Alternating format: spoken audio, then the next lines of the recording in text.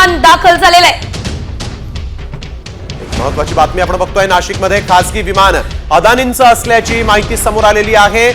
जळगावमध्येही 6 seater खासगी विमान तैनात करण्यात आलं असं सूत्रांनी सांगितलेलं आहे। नाशिकच्या ओझर विमानतळावर खासगी विमान दाखल झालंय आणि नाशिकमधलं खासगी विमान गुजरातमधून आलं अशी देखील माहिती समोर आलेली आहे। खासगी विमान हे अदानींचं आहे अशी ही माहिती समोर येते। यावेळेची सगळ्यात महत्वाची बातमी,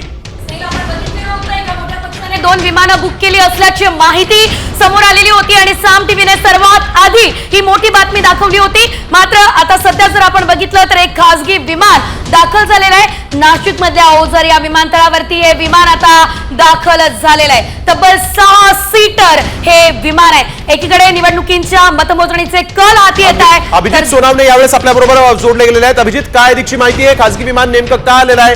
काय माहिती समोर आली आहे?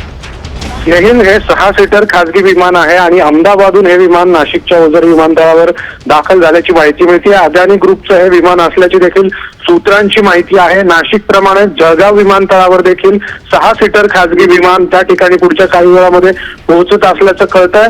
मतमोजणीला सुरुवात झालेली आहे। साधारणतः दुपारपर्यंत निकालाचं चित्र स्पष्ट होईल आणि त्यानंतर मग आमदारांना कुठे हलवायचं किंवा कशा पद्धतीने आमदारांची मुवमेंट करायची आहे त्यासाठी या विमानांचा वापर करण्यात येणार असल्याची सूत्रांची माहिती आहे। आणि त्यासाठी जी मोठी विमानतळ आहे उत्तर महाराष्ट्रातली, व नाशिक असेल जळगाव असेल, या ठिकाणी हे विमान तैनात केले जात आहेत जेणेकरून निकालाचं चित्र स्पष्ट झाल्यानंतर आमदारांना सुरक्षित स्थळी हलवण्याची वेळ आली तर त्यांना या विमानांच्या माध्यमातून त्यांची हलवा किंवा त्यांना सुरक्षित स्थळी हलवता येऊ शकतं। बिलकुल, धन्यवाद आपण दिलेल्या सविस्तर माहितीसाठी। तर नाशिकमध्ये खासगी विमानं दाखल झालेली आहेत, 2 खासगी विमानं इथं दाखल झालेली आहेत अशी माहिती समोर आली आहे। तर जळगावमध्ये देखील 6 सीटर खासगी विमान तैनात ठेवण्यात आलंय असं सूत्रांनी सांगितलेलं आहे। त्यामुळे आपण बघतोय एकीकडे राज्यात निकाल समोर येत आहेत, आघाडी पिछाडीत पाहायला मिळतेय, तर दुसरीकडे मात्र राजकीय पक्ष देखील सज्ज आहेत। घोडे बाजार देखील होऊ शकतो आणि त्यामुळे आपण बघतोय की आपल्या आमदारांना सुरक्षित ठिकाणी घेऊन जाण्यासाठी म्हणून